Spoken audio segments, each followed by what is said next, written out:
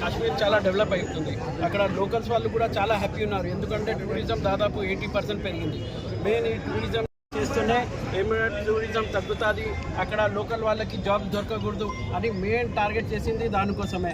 మీరు ఎందుకంటే ఈసారి అయితే ఖచ్చితంగా భారతీయ డిమాండ్ భారత ప్రభుత్వం ఎలాంటి మన ప్రైమ్ మినిస్టర్ గారు ఏ డెసిషన్ చేసినా మేమంతా వాళ్ళకి సపోర్ట్ చేస్తామండి.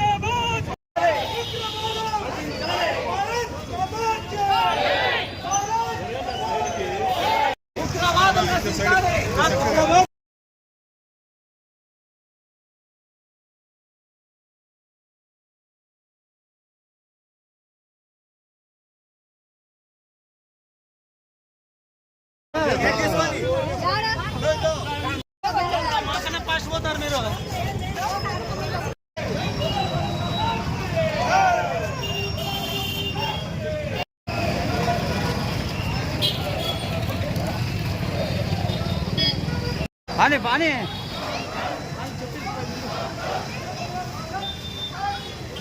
చెప్పిరుకమైంది కాలాడ అందుకే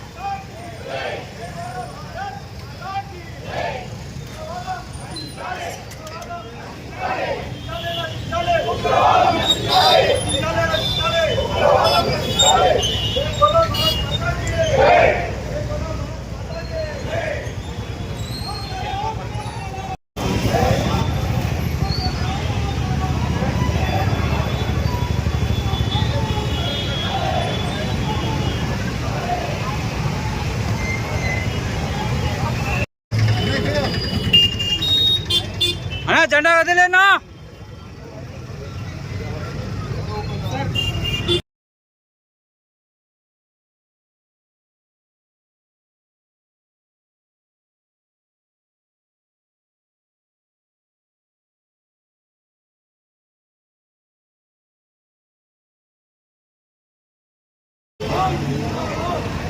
మైక్ మైక్ మీరు మాట్లాడతాను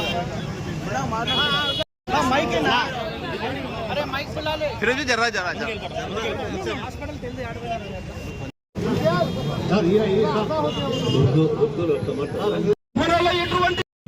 అదే విధంగా ఈ మామూలు సంఘం అంజద్ బాషా సిద్దిఖీ గారిని నేను మనస్ఫూర్తిగా ధన్యవాదాలు తెలుపుకుంటున్నాను.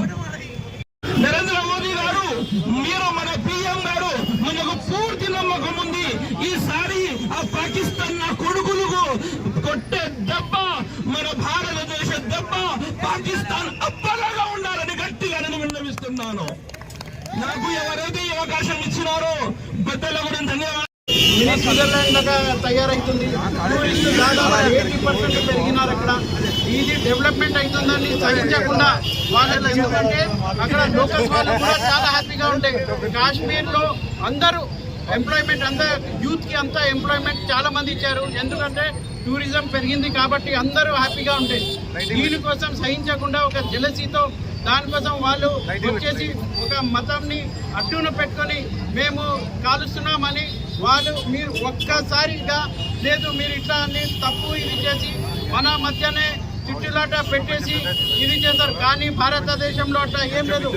ఏమైనా కానీ అందరూ హిందూ, ముస్లిం, క్రిస్టియన్స్ అంతా అందరు కలిసిగా ఉంటారు. మనం ఒకటే అంటున్నాం, ఇది ఇంకా చాలా అయిపోయింది, చాలా అంటే చాలా మనం సహించినాం. ఇక్కడ ఇది లాస్ట్ అండ్ ఫైనల్ ఇది. ఎందుకంటే నెక్స్ట్ మనం ఇట్లాంటి అటాక్ ఎప్పుడు జరగకూడదు. ఎందుకంటే ఇప్పుడు వీళ్ళ కాన్సన్ట్రేషన్ ఒకటే ఏమంటే ఇది ఏమంటే మన ఇండియా డెవలప్ అయిపోతుంది, ఇండియా చాలా డెవలప్ అయిపోతుంది. ఎందుకంటే వరల్డ్ ప్రపంచంలో అంతా ఇండియానే చూస్తుంది, చాలా కంపెనీస్ అంతా ఇండియాలోనే చూస్తుంది. దానికోసం ఇట్లా అటాక్ జరిగితే ఈ డెవలప్ కాకూడదు అని ఇదంతా చేస్తున్నారు. ఈరోజు కూడా నేను వచ్చేప్పుడు న్యూస్ చూశాను, పాకిస్తాన్ వాళ్ళు ఇష్టం వచ్చినట్టు మాట్లాడుతున్నాడు. అసలు వాళ్ళ అటాక్ వాళ్ళే చేసుకున్నారని, అసలు ఎవరన్నా బుద్ధి ఉన్న వాళ్ళు ఎవరన్నా చేసుకుంటారా అట్లా? అసలు మీకు సిగ్గు అన్నా ఉండాలి అట్లాంటి స్టేట్మెంట్ ఇవ్వడానికి. దానికోసం ఈసారి లాస్ట్ అండ్ ఫైనల్, ఎందుకంటే అందరం భారతీయులం, అందరం ఏ పార్టీ అన్నా కానీ అందరం జెండాలు మన ఏమంటే పార్టీ జెండాలు పక్కన పెట్టేసి అందరం మన ప్రధానిని సపోర్ట్ చేయాలి దీంట్లో. ఎందుకంటే మనం అందరం కలిసికట్టుగా ఈ ఉగ్రవాదాన్ని ఇది చేస్తేనే మనం ముందుకెళ్తామని కోరుకుంటూ సెలవు తీసుకుంటున్నాను. జై హింద్. ఈ తీవ్రవాదులు ఈ టెర్రరిస్టులు చేసిన చర్యలు మన భారతీయులను ఎవరిని కూడా బాధించము.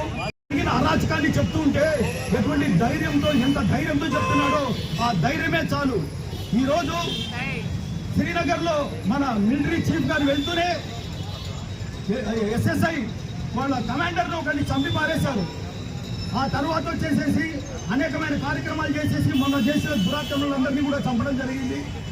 మన వెంట్రుక హఫీజ్ అనే అతను సింధు జలాలు ఆపినందుకు మేము రక్తపాతం చిందిస్తాం, మేము నీ గొంతు కోసేస్తామని మోడీ గారికి వార్నింగ్ ఇస్తే మీరేంటిరా వెంట్రుక కూడా పేరుకోలేవు, మా హిందువులు కాదు మా యొక్క భారతీయుల వెంట్రుక కూడా పేరుకోలేవు, మా మోడీని ఏం చేస్తామని చెప్పినాం. ప్రయాగరాజులో 45 కోట్ల మంది ఎప్పుడైతే ఆయన చెప్పారో యోగి ఆదిత్యనాథ్ గారి యొక్క సందేశం కోసం వెళ్ళాము. ఈ రోజు ఒక్కసారి మన ప్రధానమంత్రి భారతదేశం యొక్క హక్కును కాపాడుకున్నాం.